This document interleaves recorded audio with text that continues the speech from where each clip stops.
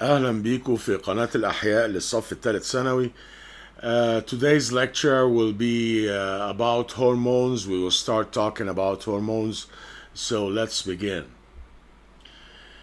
Hormones are the secretory product of the what's so called the endocrine glands, endocrine system. Okay? And they are as important, the endocrine glands, as important as the nervous system, because all body functions are under the nervous and hormonal control. Okay, so actually in the old times they considered hormones as neurotransmitters, as part of the nervous system. That was very old thinking about hormones. Okay, endocrine glands, we mean by endocrine glands, glands without ducts, ductless glands. They secrete hormones. And where do they secrete it? They secrete it directly into the bloodstream. So when we say a hormone, it's a secretory product of an endocrine gland that is a ductless gland without ducts, okay, and secretes the hormone directly into the bloodstream. Now, hormones. What is a hormone? The hormone is defined as chemical substance synthesized and secreted by an endocrine gland, okay, and transported by the blood to another organ where it exerts its function or affects the function and the growth of this organ, okay.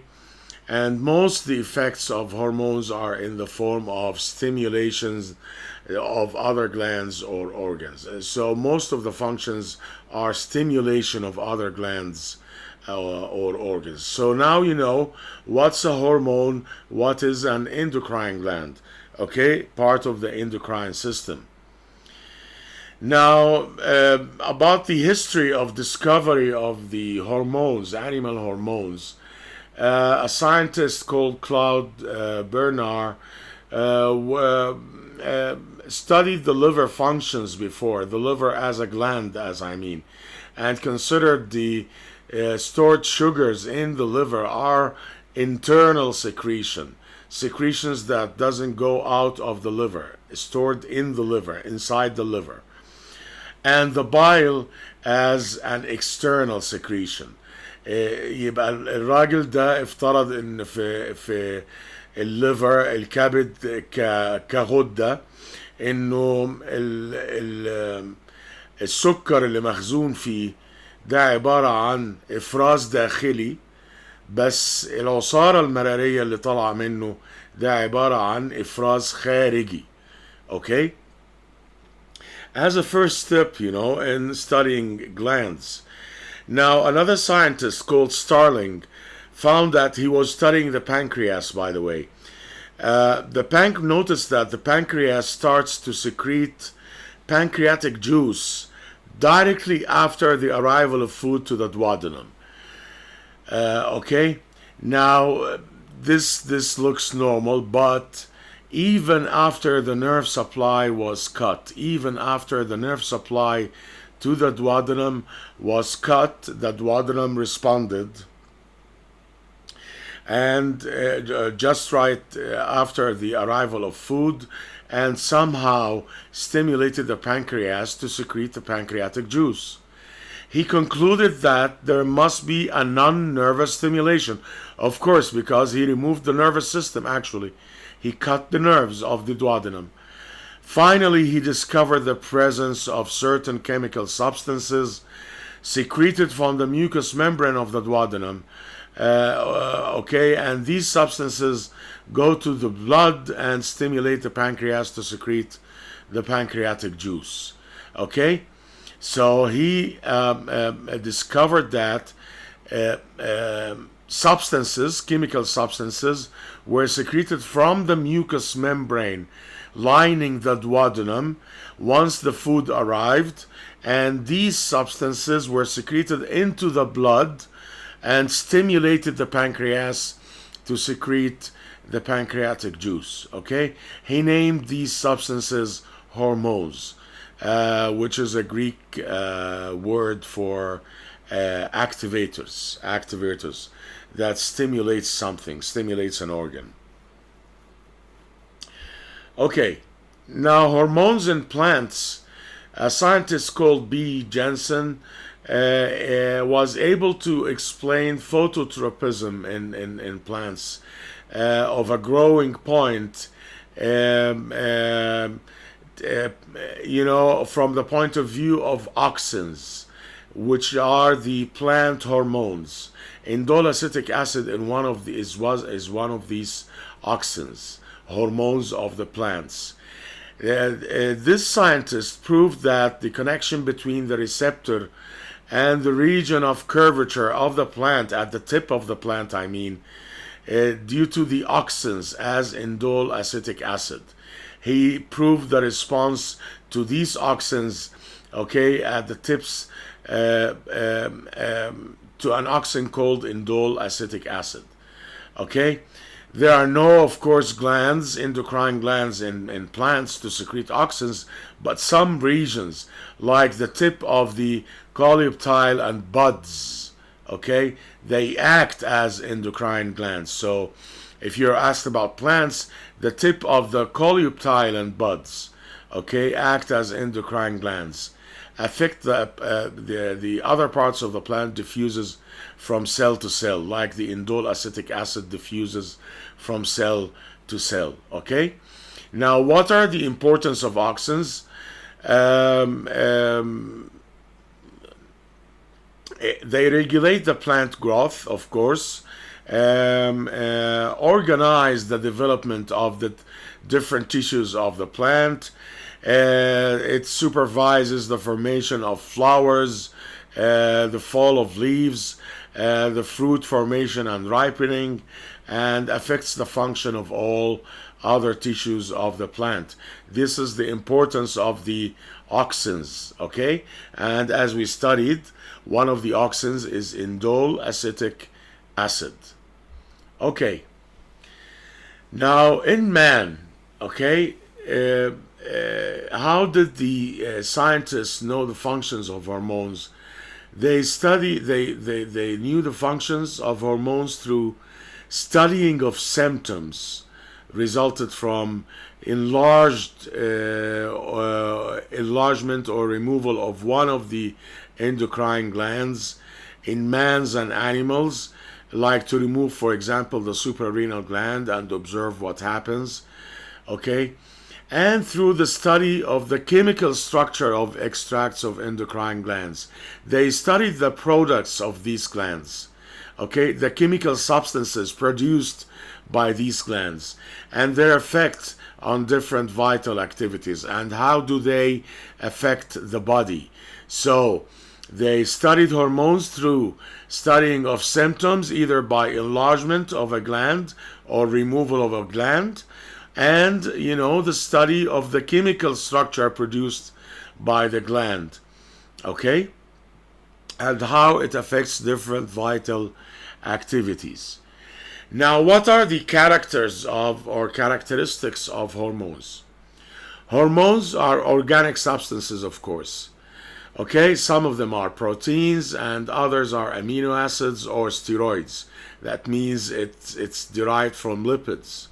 Okay, they are secreted in very small amounts, in micrograms, 1/1000 of a milligram. They perform different functions, including keeping the balance of the internal environment of the body. This process is called the homeostasis. Okay, so it's a very generalized effect. It controls body growth, controls sexual maturity, controls metabolism. Metabolism means the utilization of food. The metabolism, it's called through what's so-called the basal metabolic rate, and also affect the behavior and emotional and intellectual development of an individual. So they are very important. They have very important functions and characteristics. Okay, about the different types of glands in man. They are categorized into three categories: exocrine glands, endocrine glands, and mixed gland. The exocrine gland consists of a duct system, and this duct system carries the secretions either to a cavity inside the body, like as salivary glands into the mouth, digestive glands, into the different parts of digestive tract, or to the outside of the body, like sweat glands. Sweat glands, they secrete their product and to the outside of the body. Observe that these are called exocrine glands and contain ducts. Okay? Contain ducts, duct system. The endocrine glands, the one we discussed before, they are ductless glands and secrete hormones directly to blood. Mixed gland, it has both components, exocrine and endocrine components, such as the pancreas. The part of the pancreas that secretes the pancreatic juice is the exocrine part. Okay, while the part that secretes insulin and glucagon is the endocrine part. Okay, I mean there are في البنكرياس أجزاء الغدد acini secretes البنكرياتيك جوس، العصارة البنكرياسية. لكن في كمان مجموعة سيلز بيسموها جزر لانجرهانس بتطلع هرمون اسمه الانسولين. اوكي، وفي مجموعة خلايا تانية بتطلع الجلوكاجون اللي هو عكس الانسولين. اوكي، فده الجزء اللي هو الغدد الصماء، ازاي ان البنكرياس مصنف مختلط، كجزء منه غدد صماء وجزء منه غدد قنوية. Mixed gland has an endocrine part and an exocrine part. Okay? Okay. There are many endocrine glands in the body, and of course each of them secretes a hormone or group of hormones. Now the queen gland, the one that supervises all, is the pituitary gland. الغدة النخامية, pituitary gland. It's considered the master gland as it controls the functions and secretion of most of the other endocrine glands. Okay? And where do you find the pituitary gland? It's beneath the hypothalamus of the brain. Beneath the hypothalamus of the brain, and actually connected to the hypothalamus by a stalk, which is the infundibulum. You see that? Infundibulum. It connects the hypothalamus with the posterior lobe of the gland.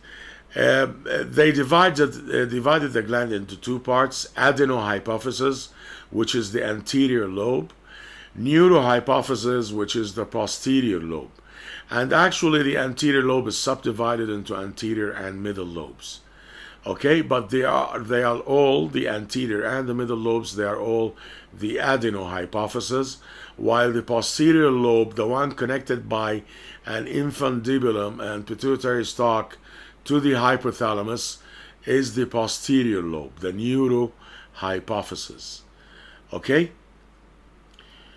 Okay, see how it controls different parts of the body, controls the growth, secretes the growth hormone, adrenocorticotropic hormone, thyroid stimulating hormone, follicular stimulated hormone, and luteinizing hormone, and prolactin.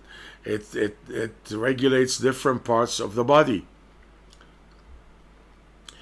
Okay, hormones from the adenohypophysis, from the anterior lobe. We have the growth hormone. Growth hormone is the main hormone and controls the metabolism, especially protein synthesis. And of course, through this, it controls the physical growth of the body. Now, hyposecretion of this hormone during childhood, please concentrate.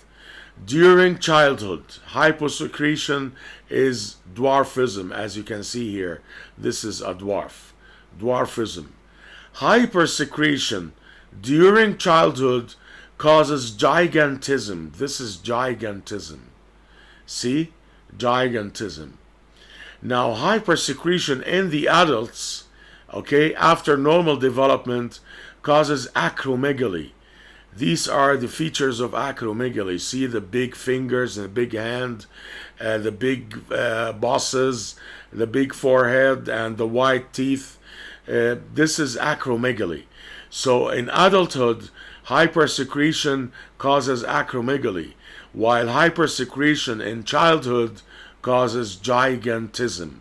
Please differentiate between the two cases. Okay. Now another group of hormones from the pituitary called the pituitary trophins. Trophins, as they affect the activity and secretion of other glands, include the following: thyrotrophin, thyroid stimulating hormone. By its name, it stimulates the thyroid gland. Adrenocorticotropic hormone, by its name, the ACTH. It causes stimulation of the adrenal cortex, the suprarenal cortex. Gonadotropic hormones. Gonadotropics means to the gonads, either the ovary in female or the testis in males. Gonadotropic hormones affect the function of the gonads.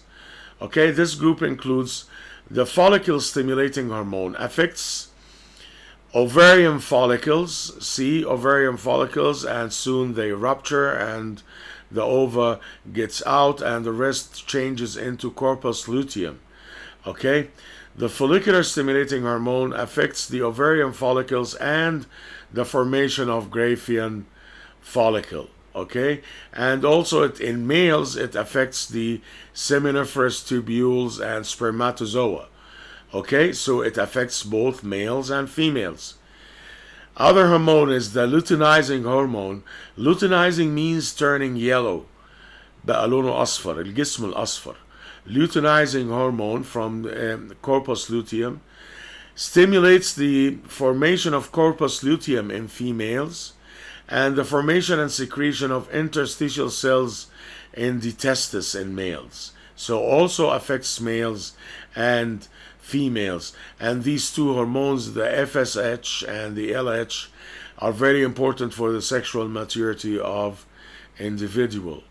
Another hormone called the prolactin, this is the milk hormone. It stimulates the milk secretion from mammary glands. Okay, the proper word to say it here is stimulates milk production, because expulsion of milk by another hormone called the oxytocin, we'll study it soon. Okay, so this is the prolactin that affects the milk production and secretion in the mammary glands. Hormones of the neurohypophysis, which is the posterior lobe, secreted, actually they are formed in the hypothalamus first, and then they descend to the posterior lobe. So at first, at the beginning, they were not secreted directly into blood. No, they were formed in the hypothalamus, descended to the posterior lobe of the pituitary gland, and then secreted from there. Okay, then secreted directly into the blood. One of the hormones is the antidiuretic hormone, as its name. Antidiuretic, diuresis means losing water. Antidiuretic means against losing water. It preserves water, the body water. Affects the kidneys and preserves the body water, and also raises the blood pressure. It's another name for it is the vasopressin. Vasopressin means it compresses the vessels. Okay, constricts the vessels, so raising the blood pressure. Okay, so this hormone, the ADH or the vasopressin, increases the reabsorption of water from in the nephrons and decrease the volume of urine excreted. Okay, and also increases the blood pressure by direct effect also. Oxytocin, this affects the uterine contraction. It is the hormone responsible for delivery, expulsion of the baby, of the fetus. And gynecologists and obstetricians use it, as hormone as injection form to induce contractions of the uterus during, induction of labor. Also, the oxytocin is responsible for release of milk from mammary glands, release of milk produced by the effect of prolactin, released by the effect of oxytocin. Well, that's it for this part of the endocrine system. I hope you got the maximum benefit from this lecture, and thank you very much for watching.